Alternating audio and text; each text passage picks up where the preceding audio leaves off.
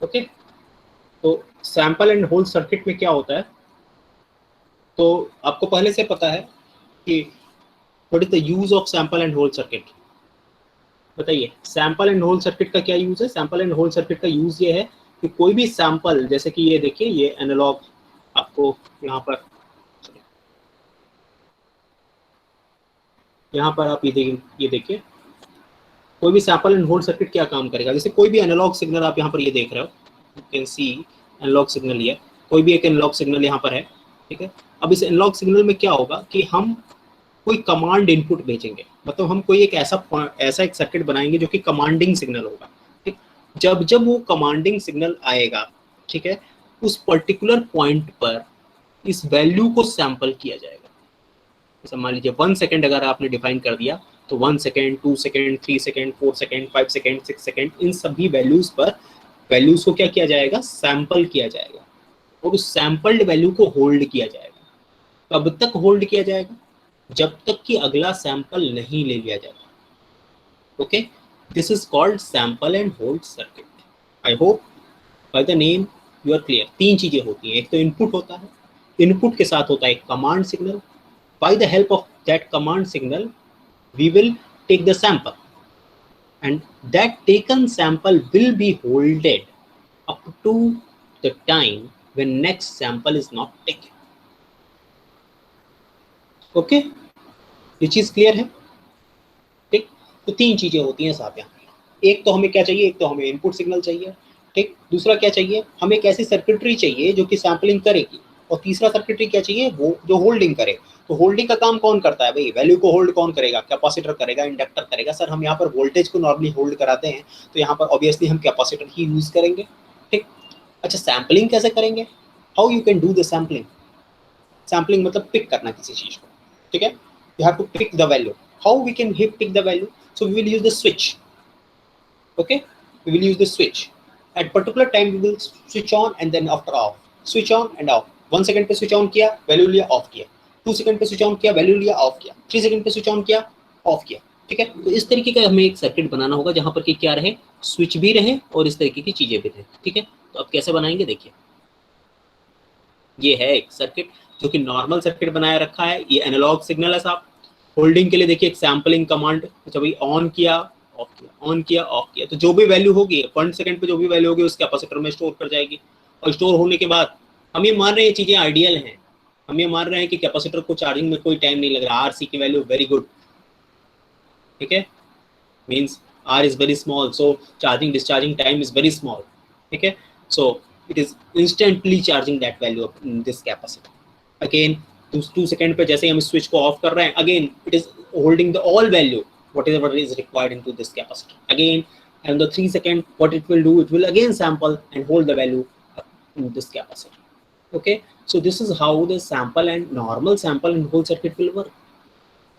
Okay, so this is how normal sample and hold circuit will work.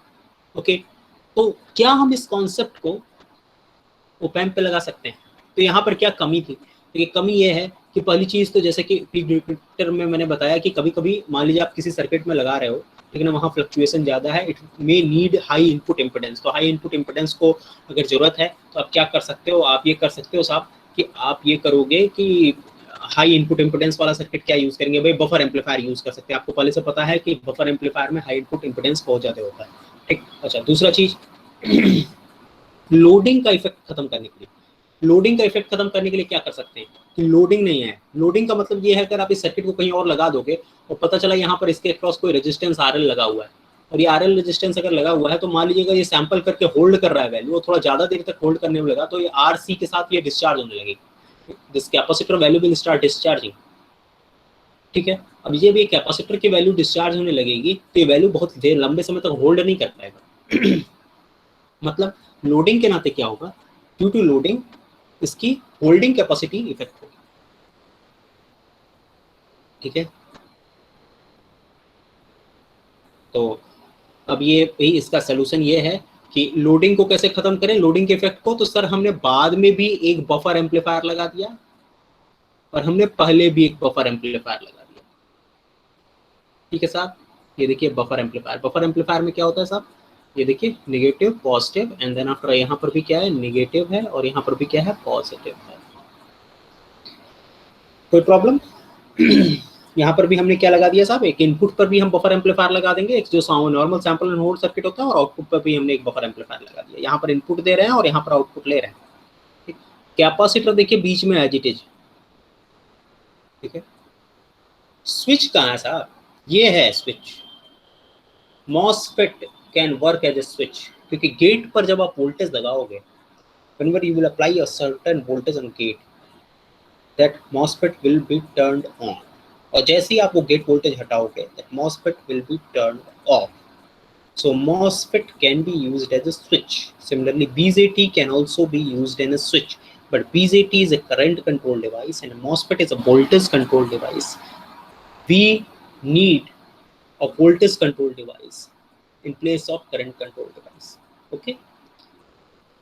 Second thing is MOSFET is kind of symmetrical device, that's why we'll use MOSFET. Okay, तो gate पर आप voltage लगाओगे, that voltage will B sample and hold control voltage. Okay, तो क्या होगा साहब, कोई भी इनपुट सिग्नल है इस तरीके का, सॉरी, कोई भी इनपुट सिग्नल है इस तरीके का, ठीक है, ये देखिए कोई भी इनपुट सिग्नल है, ठीक।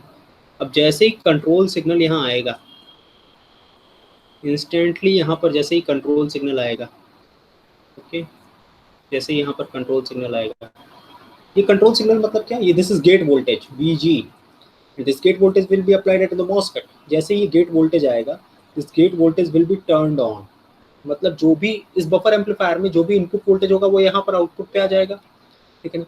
और जैसे ये गेट वोल्टेज आएगा, this output voltage will be transferred to this capacitor, क्योंकि ये कैसे बिहेव करेगा, क्लोज स्विच की तरह से बिहेव करेगा। ये कैपेसिटर उस पर्टिकुलर इंस्टेंट पे जो भी वोल्टेज रहेगा उससे चार्ज हो जाएगा, और फिर ये बफर एम्पलीफायर है, तो फिर ये इनपुट पे जो भी वोल्टेज आएगा यहाँ पर आउटपुट पे दे देगा, ठीक। अब जैसे ही ये कंट्रोल सिग्नल ऑफ होगा, ठीक, वैसे ही ये जो भी इनपुट वोल्टेज आ रहा है वो सब का सब कैंसिल हो जाएगा। अब उसके बाद कोई वोल्टेज नहीं आएगा भाई, क्योंकि ये यहाँ पर क्या सेपरेट सर्किट हो जाएगा। तो कैपेसिटर जो होगा उसके आगे क्या है, उसके आगे कुछ नहीं। कैपेसिटर डिस्चार्ज हो सकता है क्या, जी नहीं, कैपेसिटर अब डिस्चार्ज नहीं हो सकता। मीन्स इस पर्टिकुलर ओपैम को यूज करने से कैपेसिटर की होल्डिंग कैपेसिटी जो है वो बहुत ज़्यादा बेटर हो जाती है। ओके, फिर जब अगला सैंपल आएगा तो अगला सैंपल पे फिर जैसे कि यहाँ पर मान लीजिए ये वैल्यू इसने जो भी वैल्यू है उसको स्टोर कर लिया, and now it will store up to जब भी नेक्स्ट सैंपल आएगा तो नेक्स्ट सैंपल पे फिर वो वैल्यू को स्टोर करेगा, ठीक है। यहाँ पर ये फिर ये वैल्यू को स्टोर करेगा, ये वैल्यू को स्टोर किया, ठीक है ना, फिर ये वैल्यू को स्टोर करेगा, यहाँ पर जो भी वैल्यू आएगी, फिर अगला सैंपल आएगा, फिर उस वैल्यू को स्टोर करेगा, ठीक है ना, फिर स्टोर किया रहेगा, फिर अगला सैंपल आएगा तो फिर वो बफर एम्पलीफायर है, फिर वो कैपेसिटर डिस्चार्ज हो जाएगा उस तरीके से, फिर वो उस वैल्यू को स्टोर करेगा, फिर बफर फिर उस वैल्यू को स्टोर करेगा, and then after again will store that value and again continue and, ठीक है। तो कोरिलेट करके जब आप पुराने सर्किट से जो normal sample and hold circuit था तो उसमें क्या क्या चीजें थी साहब, उसमें स्विच था, ठीक है, एक इनपुट था, एक आउटपुट था और एक कैपेसिटर था। यहाँ पर भी वही सारी चीजें, बस हमने इनपुट पे एक बफर लगाया, आउटपुट पे एक बफर लगाया, और क्या लगाया, बीच में स्विच की जगह हमने एक मॉसफेट लगाया और कैपेसिटर लगा दिया, बस डन। ओके, आई होप ये सैंपल एंड होल्ड सर्किट भी आपको क्लियर है। कोई डाउट है किसी को?